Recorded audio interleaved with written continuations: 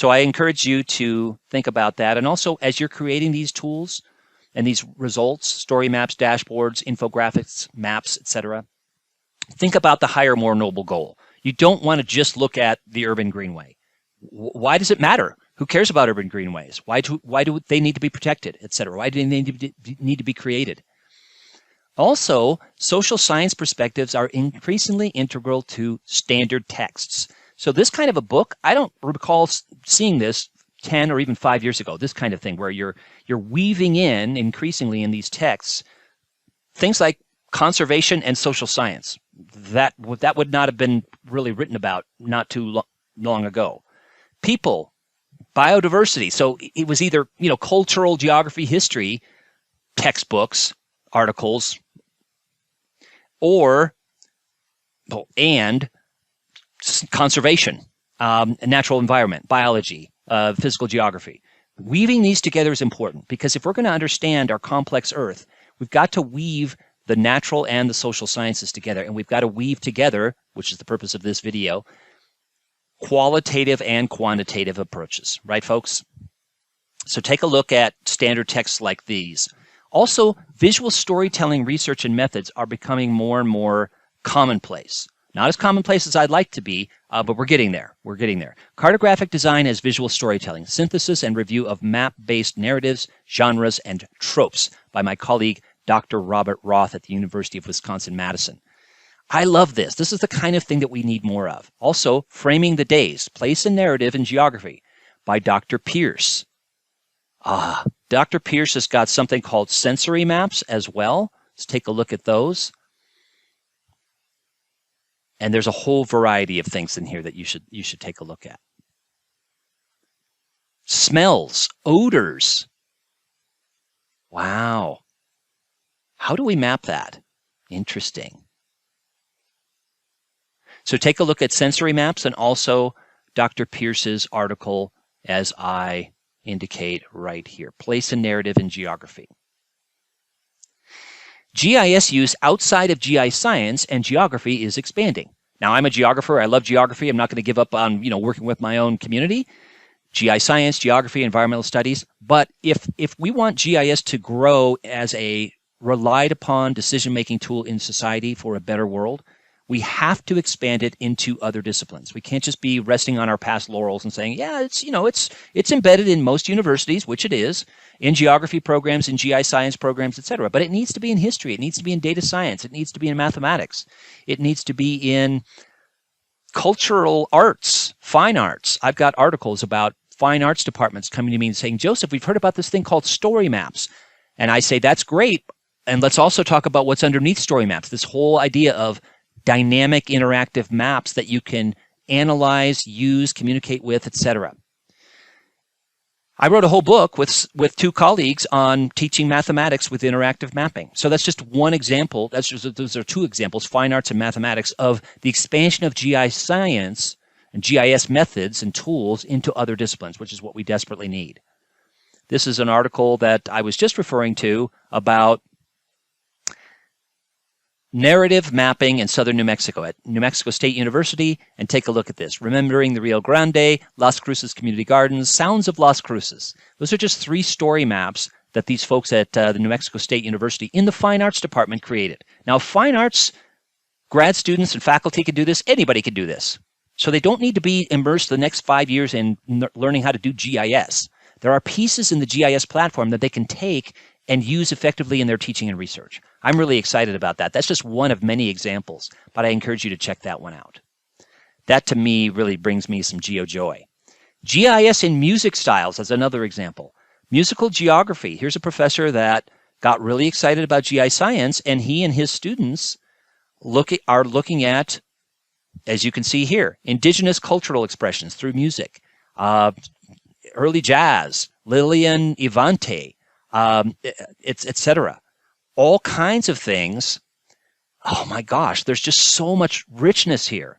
And these are all story maps, infographics, web maps, etc. And viewing the content in story maps format. Again, it just brings you joy to see students and faculty really embracing the power of mapping and spatial analysis. So again, if you can use GIS in examining music styles throughout history, the sky's the limit, right, folks? Through narrative, qualitative data is supported and told. And here's just one more example. Please forgive me, but there are just so many more examples that I could share. Star stories from across the globe. Canadian Geographic Education worked with a variety of Indigenous scholars and others to create this. There's some background audio. I'm not sure if you can hear this.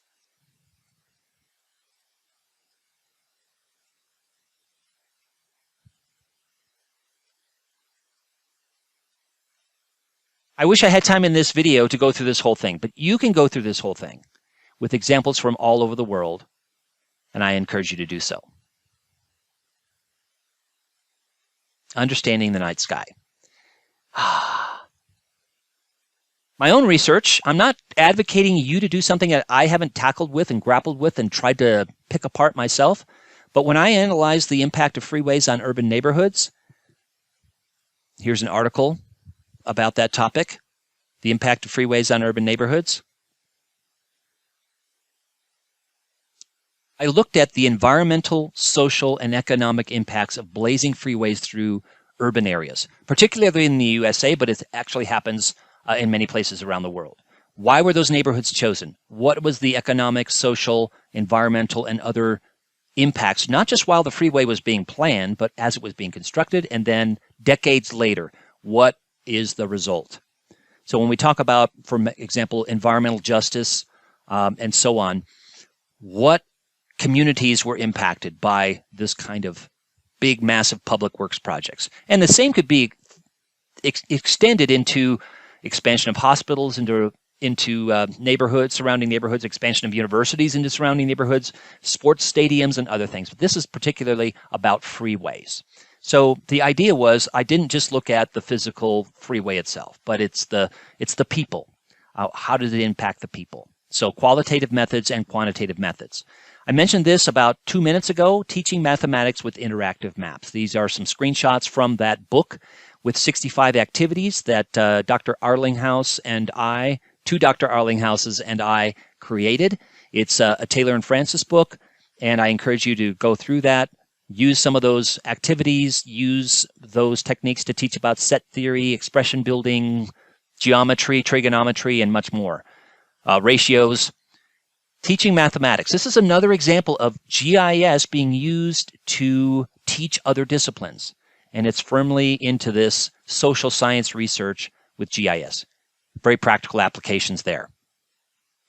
Connection to ethics. As I mentioned about 10 minutes ago, maps and geospatial technology have been used they are powerful tools to shape people's perception about an issue, a problem, a region, a people, an environmental subject, etc.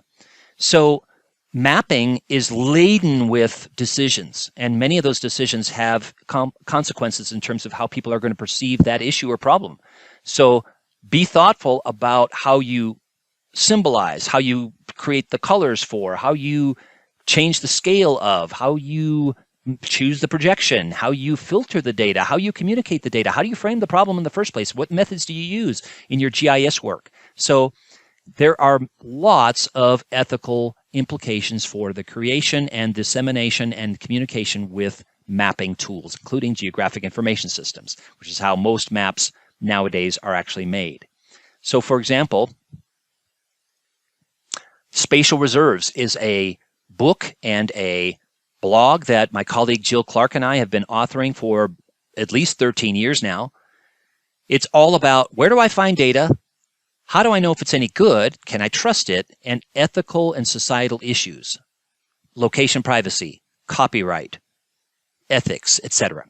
Okay, so here's a recent example, a location privacy concern from everyday life. This actually happened at a baseball stadium. So the point is that could be very useful for you as you explore social issues around geospatial technology.